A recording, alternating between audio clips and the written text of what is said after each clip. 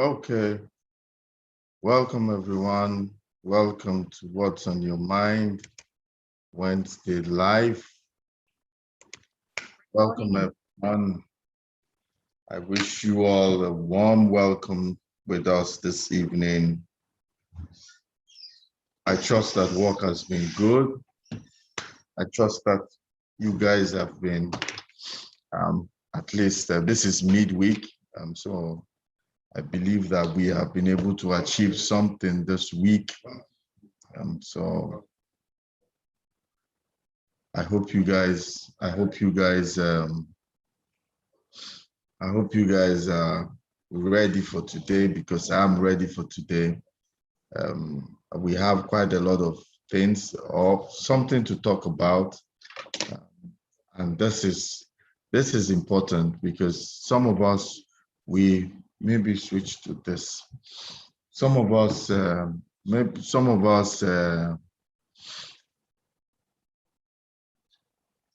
are certain things in the family that happens to us in the family. It is quite interesting, the topic that we have for today. And it's a guy that is asking for some form of crying out for, not crying out, but at least like he has some concerns concerning his kids and the kids of his brothers. And today is this is the reason why we're here. This is the reason why we come, so that we can lend listening ear first of all. Then we also give counsel to people, really, for concerning the issues they bring forth. So I think I'll just go right into this question here today and try to see how we can help. John G from Abuja. Abuja is the capital of Nigeria. And he says, John G says, my elder brother is somewhat of an atheist. He's a great person and we all love him. The thing is that he has passed down his ideologies to his child, a 7-year-old, and there have been this back and forth argument between his child and mine that is 9 years old. I fear the cousins will drift apart, among other things, because children are not as diplomatic as adults who can find a way around their differences. How do I tackle this wisely? This is not an easy question. It's not an easy thing. It's not an easy thing to do, to say your brother is an atheist and okay, he's your brother. You can live with him. You can, belief is something that is very deep. Belief is something. I for someone to be an atheist, I want to believe that something happened to him along the way. If you are not an atheist, and he means that probably at some point he made a choice, made a decision to say, this is what I believe, that there's no God. I want to believe that that's what the atheists believe, that there is no God, there's no higher force, and all that they believe. We're not here to talk about belief. We're not here to talk about ideologies and all that. We're talking about two kids, two brothers and two kids. Because you talk about the cousins, but if it's also not handled properly, it can affect you as a person. If it doesn't affect you and your brother, it can also affect your wife and his wife. You say kids are not that diplomatic. Yes, I agree. But women also don't have that temperament to be able to be how will I say, calm at some certain times. So we can also have mothers, and anything that affects a 7-year-old or 9-year-old affects the mother. So it can also lead to that, that we don't want that to degenerate to that extent, that when you are talking to your own 9-year-old you are hearing things, and you are, and if he goes to your brother's house, he will also hear things. So it's not, I see it that it's something that is not handled properly, then it can have some kind of ripple effect on relationships in the house. You are able to cope with your brother because it's your brother. No matter what, you will live with your brother, but you also need to know that children are involved. Even if they drift apart, at some point they will come back again. I have cousins that sometimes I have cousins I don't see 4 or 5 years. I don't see them 10 years. Because nothing has happened to bring us together, and we come by the time we meet, we carry on where we stopped. So drifting apart might not necessarily be a bad thing, but it's not that you're drifting apart based on strife. Okay, so this is my own concern about ideology about your children. I don't know if your children are boys, or I don't know if they are girls, but one thing I do with my kids, and I've always told them, is that I make sure that my voice is the loudest that they hear. I make sure that my voice is the loudest in their mind. I make sure that my voice is the first thing they hear, the last thing they hear. 7-year-old, I learned this from my sister, who at that time, she was a single parent and she was living in the UK. And she told me something that she discusses with her sons, because they didn't have help. And so the sons will come back from school, do their homework, and eat whatever is kept there. So they pretty much learned how to be on their own early. And so she talked to them like adults, because she had to talk to them and explain why things have to be like that. And by the grace of God, the children turned out okay. So it helped me, because also when I started having kids, I didn't talk to them like kids, because if you talk to them like kids, they will continue to think in that way. I talk to them and I say, come, let's have some man-to-man discussion. And anytime I told them man-to-man discussion at the time they were young, they felt important. They felt that somebody they felt very important, and they listened. And so we were able to share our thoughts. I never felt that I never showed them rather that their own ideas was out of this world, but I was able to at least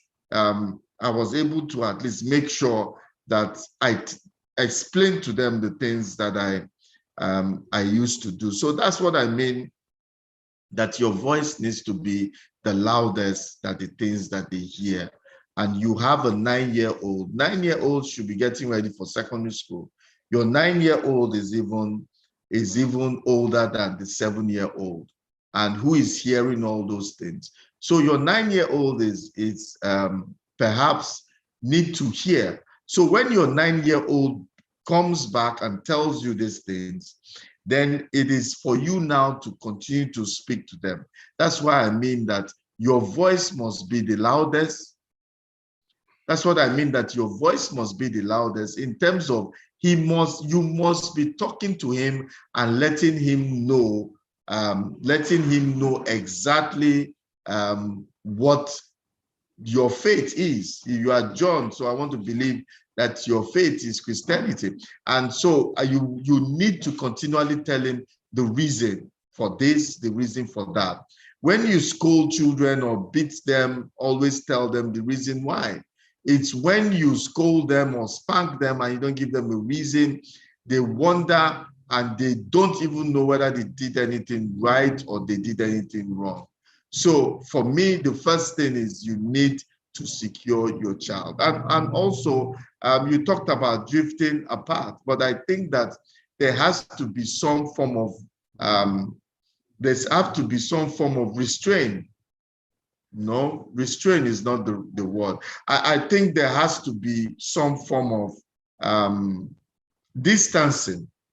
calculated distancing. And when those kids are there, there must be an adult. Even if it's not an adult, there must be a teenager. Do not allow those kids to be together or he'll be in that house without somebody that agrees with your own thoughts being there with them. Because if you're not there, they will talk. And if you're not there, there can be indoctrination. So I will advise, I won't tell you that your child should not go to your brother's house, but I think that if you want to take your child to your brother's house, it must be in a controlled environment when there's an adult. I used to know a lady many times a long time ago, and she's separated or she's divorced, from the husband, and she had an issue where the other kids in the house use vulgar words that is allowed by them. This wasn't allowed by her. So what she used to do is that she would send her sister, her younger sister, who was much younger than her, that was just living her teenage years, to go with this boy, to be in the house, to make sure that whatever information is coming to the boy is vetted, is controlled. Because I cannot tell you separate your son from the cousins, but I think that there should be some form of separation. School will separate them anyways. If he's going to go to boarding house, that separation comes naturally. But please, as my advice to you is that you are diplomatic. I don't want you to do it in such a way that your son or your daughter will begin to look at them. Never use words. Never use words that make it look as if, never use words that make it look as if it is between them and us. Never use words that make them look as if they are sinners. Don't use words that make it look as if they are sinners. Don't make it look as if they are crazy people. No. The only thing is that you are telling your son, okay, they think differently, but I think this is what we think. We believe in the book. We believe in the Bible. We believe in the book. This is what we believe in. And so you must be able to let your child know and flow in that direction. So as long as you do that, continue to talk to your child, but there cannot be free movement without being monitored, without an adult being there to monitor what they say. I think it is going to be risky, and if you don't want that, then control it. You and your brother can meet and have whatever you want. You relate with your brother, fine. But I think that these children should be given opportunity to grow up and now decide what they want. So right now, they are minors. And because they are minors right now, you have to be able to protect them. You have to be able to guide them. If you don't believe in that ideology, then you have to guide your son or your daughter. You have to guide them. So make sure it's a controlled environment, is a censored environment, is a monitored environment where your child is with his cousins. If there is nobody, no adult that can be there all the time, then that meeting should be canceled, as far as I'm concerned. Because this is the life of your child. This is the life of your child, and you cannot allow another voice, another doctrine to take place. See, at that age, children grab everything that they are being told. Hook, line, and sinker, they will believe it. So if you don't do anything, that child is going to believe that this is where it is, the way it is. I had some kind of experience when I talked to my sons. They come back home with some weird ideas. And you know that now there are so many things that we don't have male and female anymore. We have gender is almost 10 or 15. We don't know what, and the kids are going to be confused, to be asking you. You have to discuss, hear from them what they feel. They have their own ideas about dating, about sex, about relationship and marriages. that is weird if you don't ask them those questions. If you're not discussing with them, you'll be surprised what they know. The thing for a parent is make sure that your children have the right version of every aspect they're going to meet in life. The number one role of a parent is what? Preparing your children for adulthood. I don't know what they told you about parenting, but that is the number one parenting job of a parent, is to bring them up to become responsible adults. That's the job of parents. So to bring them up to become responsible adults, what are the likely things they will face as adults? This is one of them. So now my children know that they go to school. They know they will meet all these things. They are watching television because we discuss it. You will see all these things in life, but it does not make it right.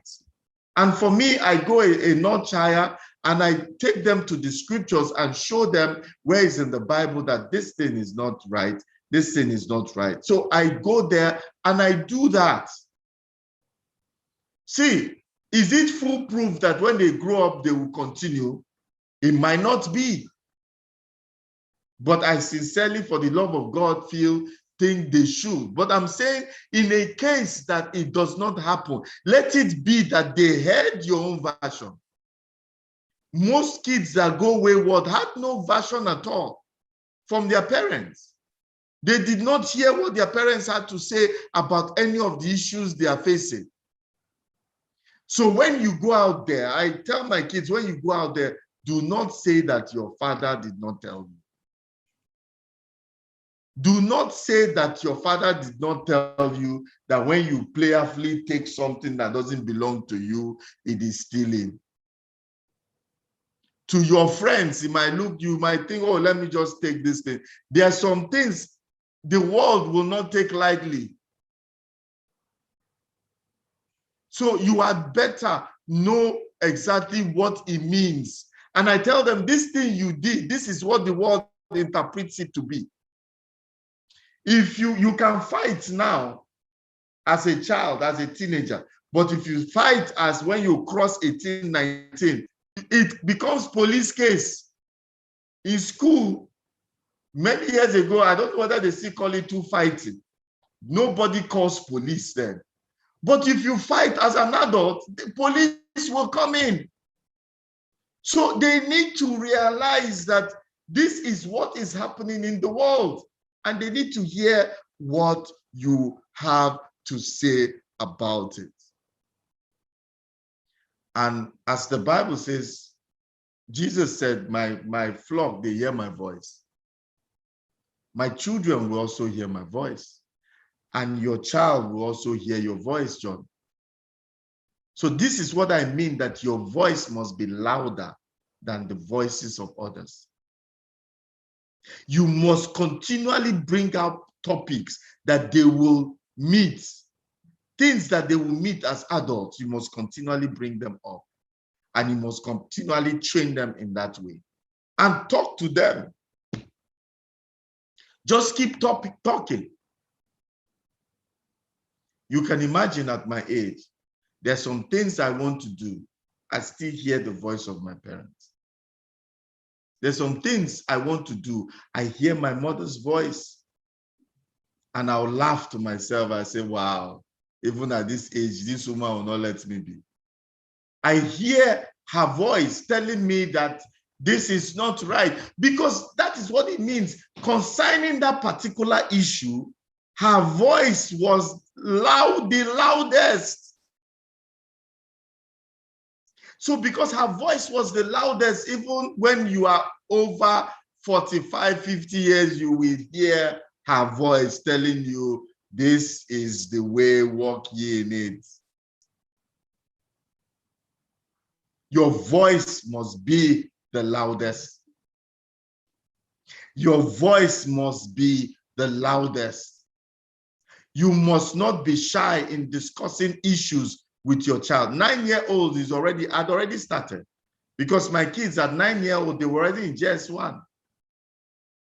So somebody, and they were in boarding house. So 9-year-old in boarding house, do you know what they're going to be discussing there? But when they come back, you tell them this is the right thing. When they misbehave, I tell them this thing that you're doing, this is how it's going to be interpreted in the world. So you are better. Don't take people's things because you say they are your friends or they're your brother. You just take something and you move on. It becomes a habit. And when you go outside and take people's things, it becomes stealing. And that can become a different case. Let them know the truth. Some people think it's a joke. I'll just come to your place and take something that belongs to you. You know, a lot of teenagers used to do it. You have friends, they'll come, you know, then we used to have CDs, we call them, no, we had plates or LP. We used to call it LPs. Somebody will come and visit you. As they are going, they will carry one and go. Only for you to find out, they say, my friend, is it not something? Yes, to you, you'll be angry, but because it's your friend, you can think that somebody is your friend, but the person is not your friend, and you do it as an adult, the person will say, this guy stole my thing. So when it comes to things like that, your child will remember what you said. My dad said to me that if I take something that does not belong to me, this is what the world refers to it as. If I hit somebody that is not out of self-defense and without proof, that this is what the world calls it. If I cheat someone, this is what the world calls it.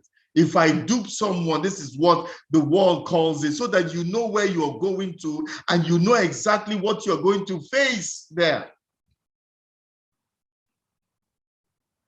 This is what you're going to, and as I tell my sons, every time I tell them, they'll be smiling. I tell them, girls do get pregnant, and it doesn't have to be by adult old men. They will be giggling, they will be covering their face. They used to when we started, but now it has become so that they know. Because I cannot tell you, don't do, I won't be there. They are soon going to be going to the university. I won't be there. But a time will come. They will remember girls do get pregnant. Because some people don't know, don't believe that girls, I've actually had someone when I was saying, I'm too young now, can I? You are too young. Some people feel that they are too young to impregnate a girl. You are too young. Science will disprove that. The science will disprove that, and this is the responsibility and what is going to hang on your neck for the rest of your life. I believe that this is what we need to do with children, prepare them for their adulthood. We talk about pornography, and I tell them the dangers. We talk about masturbation, and I tell them the dangers of it. So that they know. Because I can't be with them every day, every hour, every second. But my voice is usually the loudest. When your kids do something, don't cover it. Sit them down and tell them the importance of what they did and the importance of what you are saying, so that they understand. Because you see, this education, one of my sons felt that education is just something that you do, just like wearing clothes. We just go to school is one thing we need to, just like we go to church. I had to sit down and tell him the dangers of not going to school. And I came with life experiences, and I said, you have help in the house. The difference between you and them and the driver that takes you to school is education. If you don't take it seriously, You are limited in this way, in this way, in this way. And sometimes you need to rewire their head and say the child that lives in a bacha, that walks to school 2 kilometers, is no different from you. So you need to be privileged. Know that your privilege is a blessing from God, and you need to thank God for that privilege by doing well in school so that you can even come out and help more people. So they understand why they need to go to school. And to my surprise, the day I did this, that term, all their results were better. Because they now see that education is important to their future. Education will help them. Will help them to, because I asked them what are all the aspirations, they told me, and I now had to break it down how education can help them get there. Education is not something going to school is not something we do like going to church. They thought it was the same thing. They don't need to pass. My father will sort me out. I can't sort you out if you don't have an education. It's not like education is the end of the world, but I don't know what me and a 9-year, 10-year teenager will be talking. Education is not good for you, so that it's not because the money is not there. Okay, education is not good for you at 14. What will you do at 14? What will you be doing? Because most of them by 2021, they're out of the university. Let them be engaged at that time. And when we get to 21, 22, when they come out, we'll cross that bridge. But we need to prepare them every step of the way. And John, please, like I said, it's just that you are the only question that I have here. That's why I'm taking my time to do this. Please, there has to be, for your son to be with or daughter to be with their cousin, it must be controlled. It must be in a monitored environment. See, ideology rules the world. Ideology rules the world. The reason why somebody can wrap a bomb around himself and blow himself up is not because of voodoo, it's because of ideology, what they believe. And what men believe, they die for. What men believe, they die for. So it's very important that you begin to indoctrinate your children for greatness. And I indoctrinate my children for greatness. All of them feel that there's something going to happen somewhere. Yes. Load them with those things that make them go. So I cannot invest this much. I know that when they get to the university, they are semi out of my hands.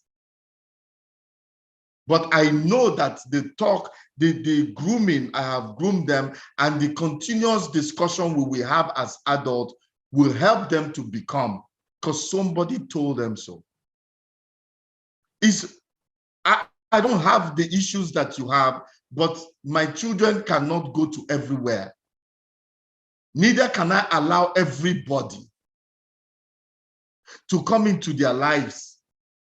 At some point, we had one neighbor, and this time they were small, whether 5, 6, no, whether 7, 8, 9, and my last child was like 2. And these kids, these neighbors' kids, they use the F word. At 7, 8, they didn't even know what was happening because the parents were using it freely. So I will not allow the mother. The mother at some point noticed and told my wife, the kid's mother noticed. And I said, tell her that this is why that I said no, because of the F word. I cannot take my children and we take them to church and they say the F word. Who will I explain? Where would they say that the parents were? It's not what I believe. What you believe, you have to train your children in that way. So there's no drifting apart, but there have to be a separation. Drifting apart is like gradually we're drifting apart, this is family. Family is family. Family doesn't go anywhere. The cousins will grow up knowing that they are cousins, believing in two different things. Just like you still love your brother, but your brother is an atheist, you are not. The same way, allow these children to grow. Allow your child to grow to the extent that let the child decide what is good for him or her.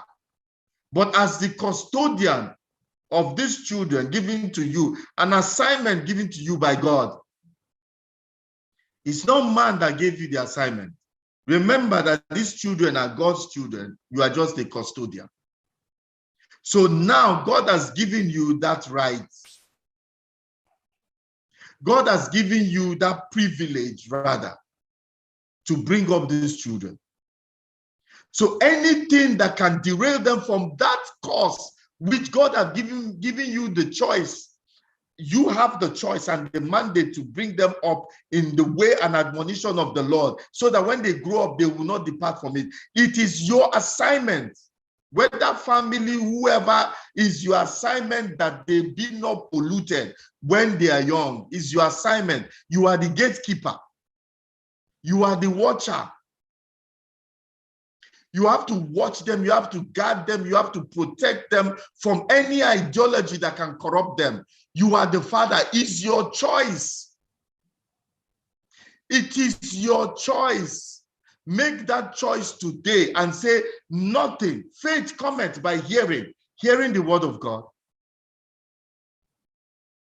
Belief and ideology stick. Hearing those belief and ideology on a continual basis. So I tell you, John, you must protect what your child hears.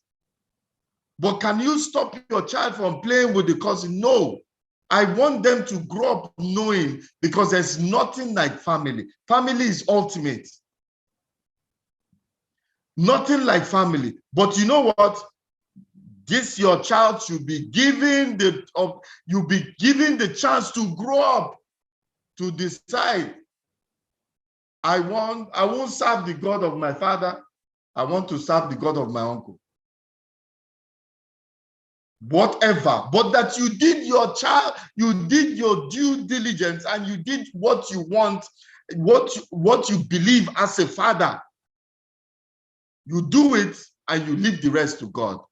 There's no way you will sow bad seed. You can't sow okra and reap. You can't sow okra and reap egusi. It doesn't work that way. People that don't sow expect harvest. You don't take time to speak to your children. You don't stay at home to speak to your children and sow the right things inside them. But you are praying and believing God that they will grow up and harvest to become a wonderful tree. How? If you wanted your children to grow and become like Iroko, you would have put the seed of greatness inside of them so they will grow. John, thank you. Thank God you're a man. Let me tell you this thing. Women nurture children. Men train. It's the job of men to train. A man trains his child the way he wants. For God has given you the mandate as the head, as the authority. And one day you start before God and God will ask you, what did you do with this child? So you must guard that child and make sure nothing. But remember what I said, family is ultimate. Everybody needs the family.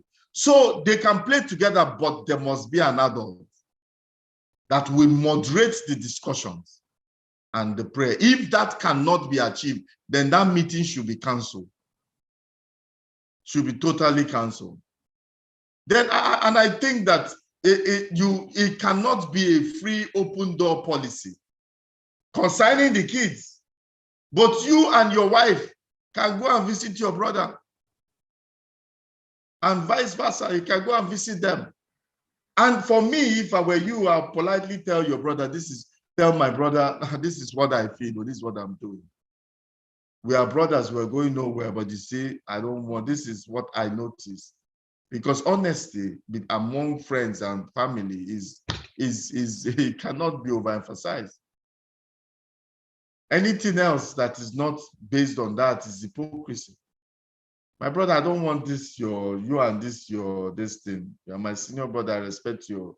But this thing you are doing is not my thing, but this is mine. So, and your child is saying this. For me, I don't know how much older he is, but if it's me, I'll tell my brother, say, look, so because of that, let's keep these children away. Me and you will deal with ourselves and our wives. But you see, these children, this is the reason why. So even when they come and visit you, you know that you and your brother can go and visit without the kids, and they can come without. And you don't expect, I don't expect him to be talking to your child in your house, and he won't do that. But if the kids are not there, then remove that thing that can cause it. Make sure that child grows up. Is your responsibility. Make sure that child grows up the way you want it, because God has given you that assignment. He didn't give any other person but you. So that child will grow up exactly the way you want. So what I'll say, John, sow that seed. Sow that seed today, and don't let any tear come near it.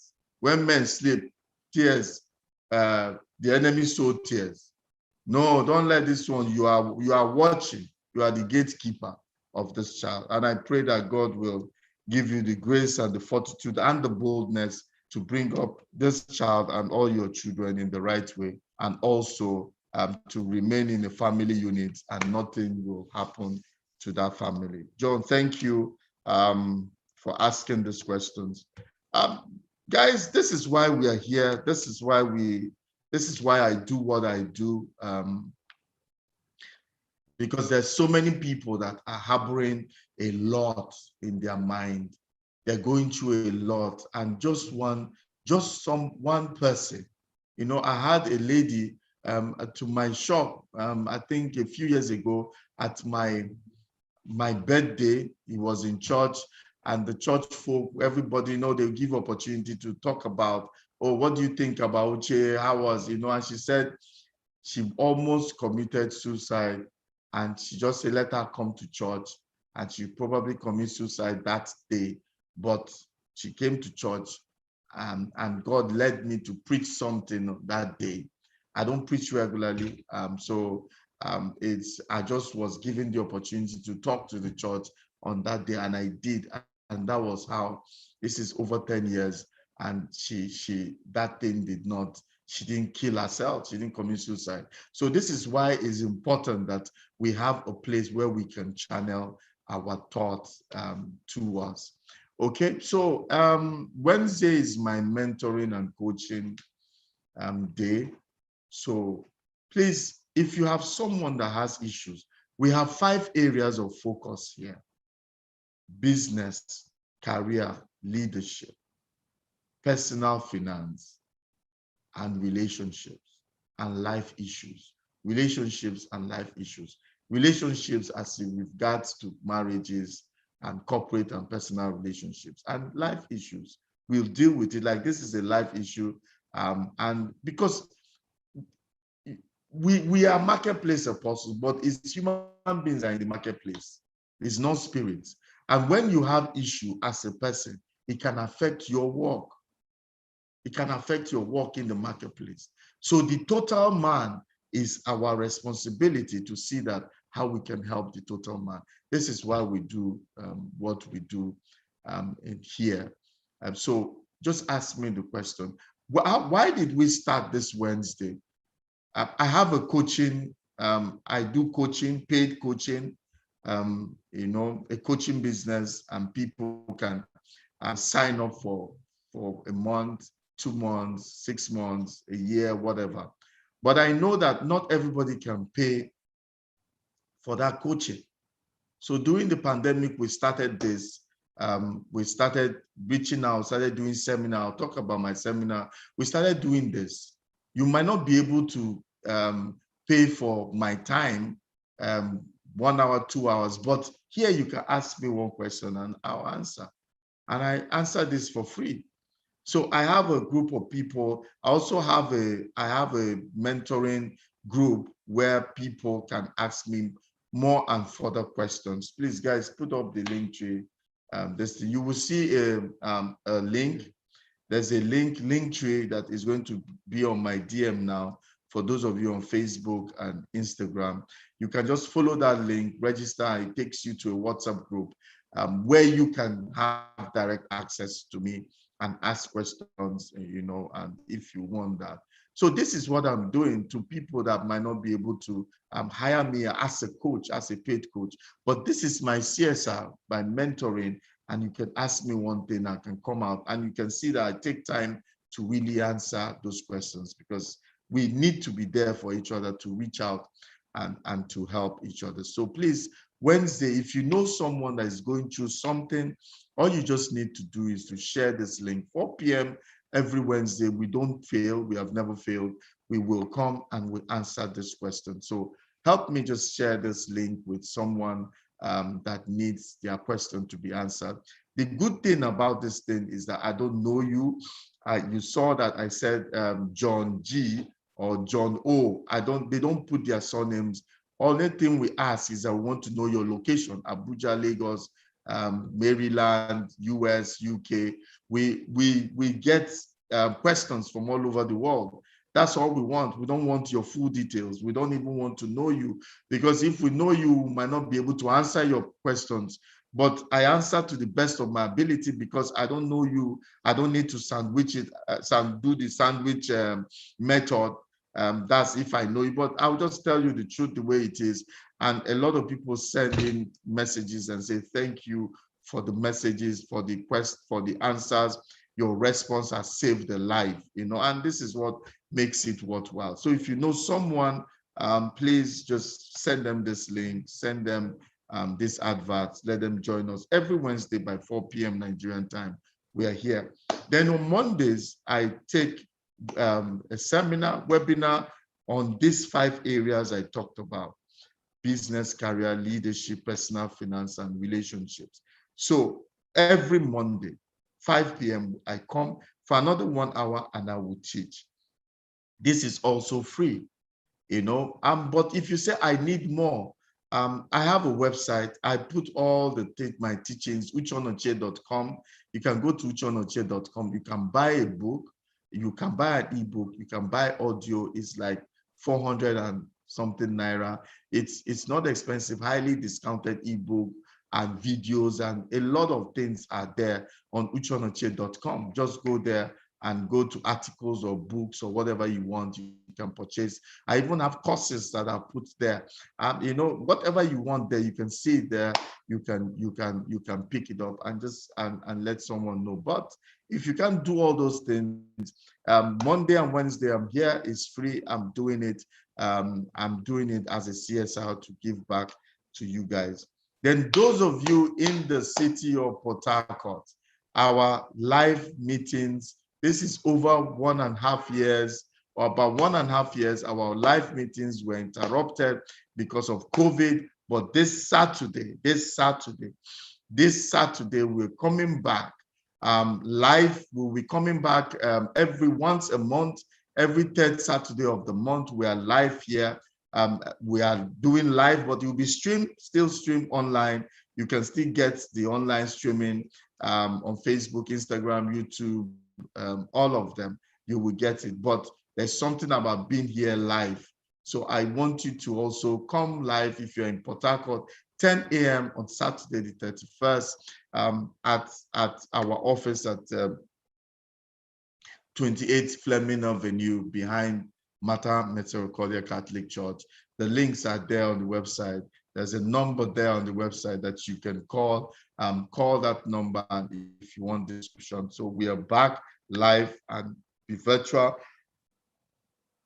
and physical all at the same time. Okay, so this is the information I have for you this evening.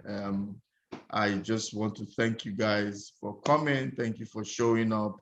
I will see you guys on Monday. God bless you. Have a good night.